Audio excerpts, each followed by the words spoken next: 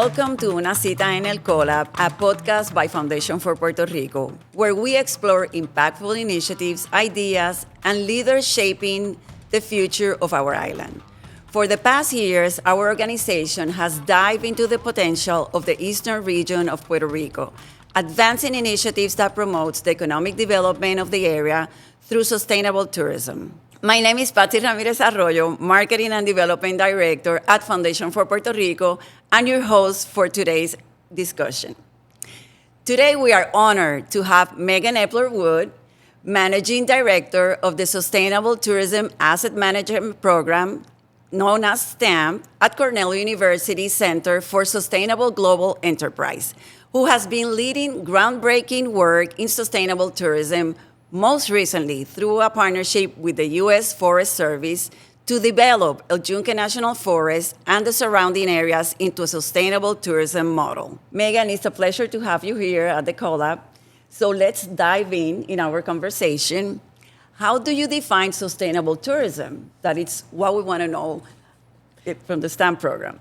Well, sustainable tourism has been around for 20, 30 years. It was basically a form of sustainable development, but we began to apply it to tourism in the same way, in that we ultimately want to see tourism developed without impacts on the environment, or at least impacts that are not damaging the regions where tourism takes place.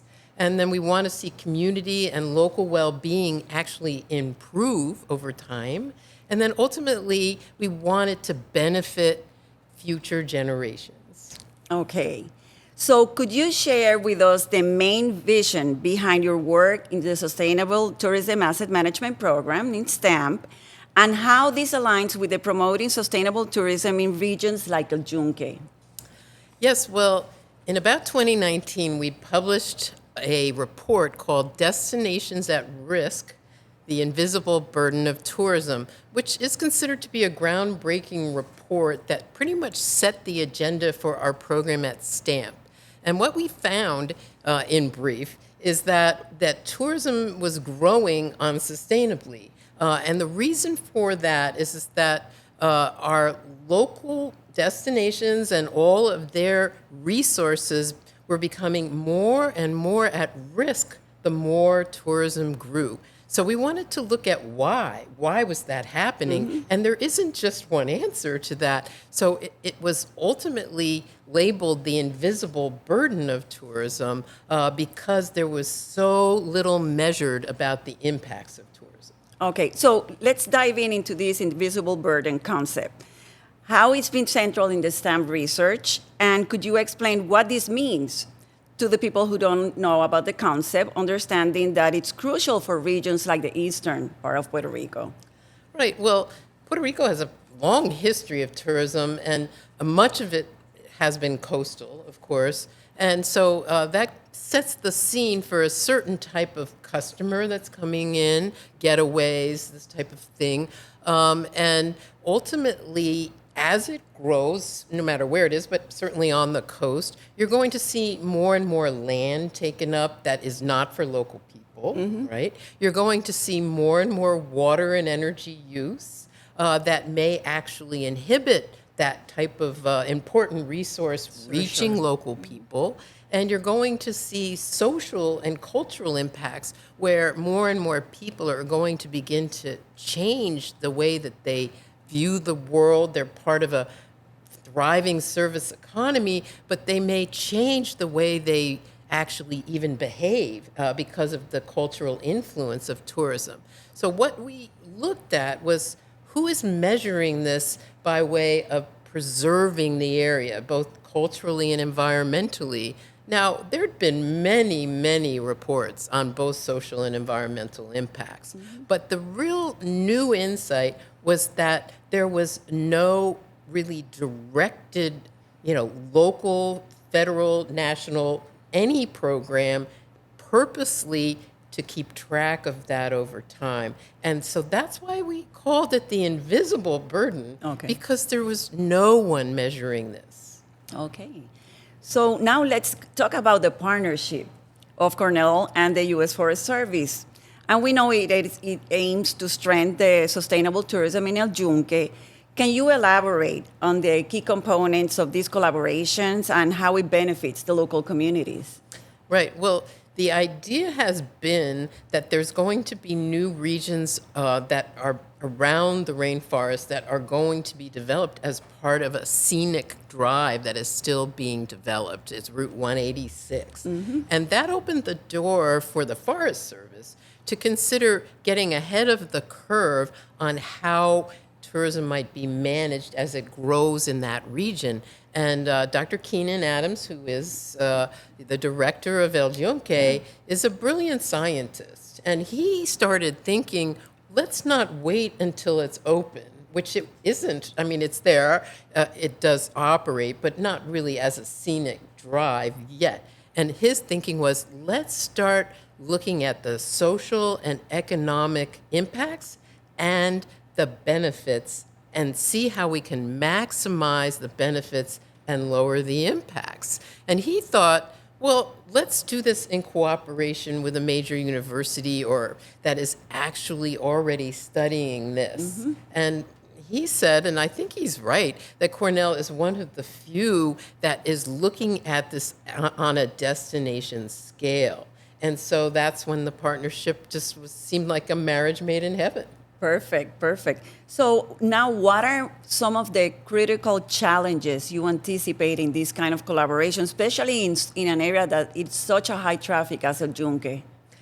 Right. Well, the thing that's brilliant about the idea is that while we want to look at all of Yunque, we are looking at the least developed part of the buffer zone around the rainforest. So we're not going to backtrack too much when it comes to looking at the most crowded part. We're going to look at how to develop the part that's really undeveloped for the first time, and we're going to use a lot of techniques to look at how to introduce the most sustainable type of what we call alternative tourism, which is just not the standard mainstream types of tourists, and we can talk about that more if you would like. And we're going to look at the social impacts. We're going to look at the environmental impacts. We're going to work with land use planning and mayors and municipal areas so that we make sure that all the facilities that might be needed beyond visitor centers, but even things as basic as wastewater treatment is available as the area actually develops, and so much more, because we will be able to model that out in advance before the big push comes to develop it. Sure. One of the areas that we haven't talked about at the project is the part of the enhancing the professional education for other professionals in Puerto Rico in sustainable tourism. So can you discuss the importance of knowledge transfer in this type of situation and with everything that involves Yunque and the risk of taking care of such an important natural asset? It's actually one of the areas we're the most proud of, because we created a course in 2021 that's fully digital and that can be downloaded by anyone and taken anywhere. And we've been distributing that now for 2 years. But what we'll do here in Puerto Rico, and we're putting it into Spanish next year, which is very exciting, and then we will take the first year's results with what we call benchmarks and then begin to build the capacity here to manage those regions locally. I've been in international development for my entire career, and the thing that always goes wrong is that the knowledge transfer doesn't happen adequately. It happens, but not adequately. And so what we want to see is that through this technical assistance program, local people will have 100% of the capacity to manage this when we depart. Yeah, it's important that not only the people directly involved, it's people around there, the supply chain that it's involved in the tourism in the region, they have to have that knowledge. They do, and it's a unique concept in management of tourism in general still, as we basically only have a system that is set up to market tourism. And what we're trying to instill is something new here. It's new in most places in the world, which is what is so exciting, in that we can instill the capacity to manage tourism sustainably with all local expertise. Sure. And now let's dive into the life of the locals. How can tourism improve or impact the life of the locals? Right. Well, I was just out there yesterday, and it was so exciting to be back on the ground and really talking to the people along the road. We stopped like 10 times. We talked to people about everything to do with the commerce that's there. And I'll just give one example. There was a fellow who had what I would call a really nice small farm, but using a lot of pretty modern techniques, and he was doing it with just local restaurants, for example. He didn't really plan to export his vegetables or anything like that. His whole idea was to build out a supply chain for vegetables right in the area. That's just one example. But that kind of supply chain can be pivotal to making sustainable tourism economically beneficial. So the idea is to create supply chains that connect to this type of what I would call alternative tourism, where the customer wants, let's just say, locally grown food. You know how much people love that nowadays in the marketplace, and that's something that is universal around the world now. But it might be hard to do it in that part of El Yunque without local suppliers. And so that kind of economic benefit can really be spread. And he was an agronomist, too, and he'd worked for the municipality of Canóvanas. So he knew a lot about how ultimately the whole food supply chain could be built out, which was really a big part of what we're thinking, too, that it won't just be, okay, we're going to put in more tourists and do more types of tourism. We're going to build out not only the supply chains locally, which is very important, which will bring more, it can triple the economic benefits by doing that. Sure. But also we want to train and work with the business owners who will be able to identify the niche markets with more effectiveness, because our team specializes in international supply chains that actually purchase that kind of service. It's because tourism operates not in it doesn't operate without customers coming from abroad for the most part, a big proportion of it. And so therefore, most local say adventure tourism suppliers, whatever, aren't necessarily knowing who the international markets are. So we're going to come in and help identify and target those markets so that the local entrepreneurs can then start to build out what is exactly what the market is looking for. It sort of saves them a lot of trouble. Sure, sure. Now that you started talking about the people, so we're talking about the communities. Yeah. And one of the issues with the tourism, or let's say the over-tourism, is how they impact negatively the community. So what are some, I know we're beginning here in Puerto Rico, in El Yunque, but what are some of the strategies that you've been seeing that they've been used when these communities react negatively to the over-tourism and how they're being impacted by this situation? Well, there's two things. One is local ownership. I have to say, it's one of my points of reference for success in every place I've worked. If you don't have local ownership of the local businesses that are supplying the supply chain, they end up having a higher negative benefit because they begin to lose their share of what we call, equity in the businesses that are growing around them. And that can create all kinds of negative ramifications, such as anger and resentment, right, against the people that are coming into your area that you are seeing walk by your door, but you aren't even getting any benefit out of it. The other is the more sociocultural side of it, which is by far the trickiest. We know less about that, as any academic institution would say the same. How do you protect the local culture? And it is a way of instilling empowerment, though I go back to that, helping people to get a sense that they are a part of something that will benefit themselves and their families, certainly, and then secondarily ensuring that their way of life is not so utterly changed, that they can no longer really continue to live the way they want to. And that can have, I've heard people complain about even, going to the local store and seeing nothing but high prices for tourists or this kind of thing that they consider to be an invasion of their place. So it really varies with the social impacts, what people think is the invasion on their cultural sense of integrity. That has to be studied in order to then help protect it. Yes. Sure. And now that we talk about the communities, let's open a little bit to the stakeholders, because implementing a sustainable tourism program like the one we're working here now in Puerto Rico, Yunque, will take several stakeholders besides the community. So how do you see their input and the best way so everything gets integrated into a positive result for the program? We're very interested in working with the forest itself, of course, and they already have community outreach systems with community input systems. I'm going to one of those tomorrow, so that there should be a strong understanding at the local level about how people give input to the development process. It should be institutionalized.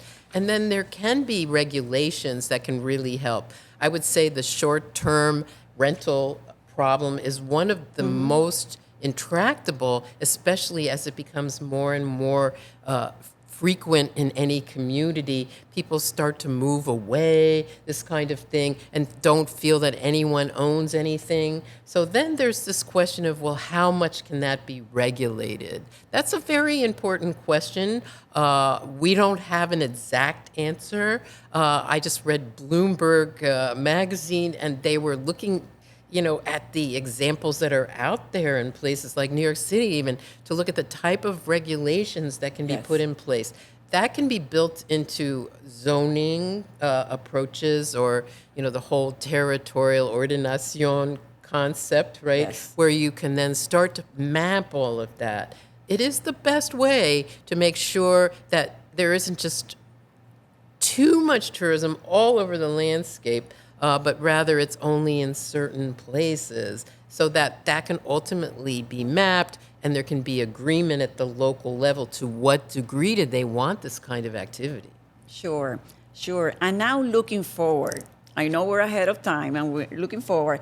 What are some of the long-term impacts you would like to see? And I'm not going to say just in Yunque, I'm going to say in Puerto Rico with this collaboration and the work we're going to be doing here. I'm quite excited about it. What we do at Cornell, of course, is test and research and provide information to the world about how to manage sustainable tourism at the destination level.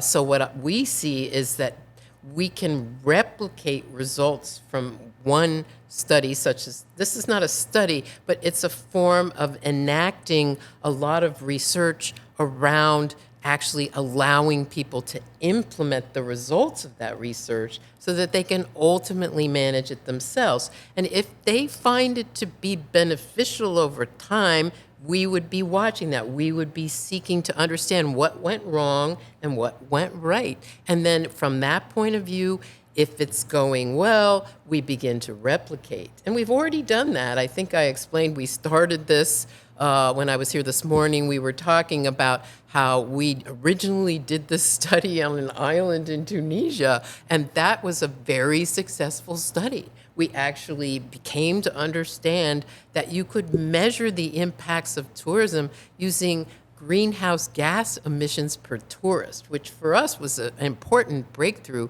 because one of the things we want to do is help people to have a better sense of how much growth they can really tolerate from both a local perspective and an international perspective, just from the point of view of how much greenhouse gas emissions are emitted, but also from the point of view of the types of infrastructure that would be needed to lower that impact, which includes, interestingly, not only energy, but waste management and wastewater management. So the more that we provide information on that, as El Yunque region grows, that can be immediately translated to other parts of Puerto Rico. Yeah, that is great information, Megan. And, we're working on this collaboration here in Foundation for Puerto Rico for the Eastern region. So El Yunque is such an important part for us because it's a natural asset, the most important natural asset that we have in Puerto Rico, especially in the eastern region too.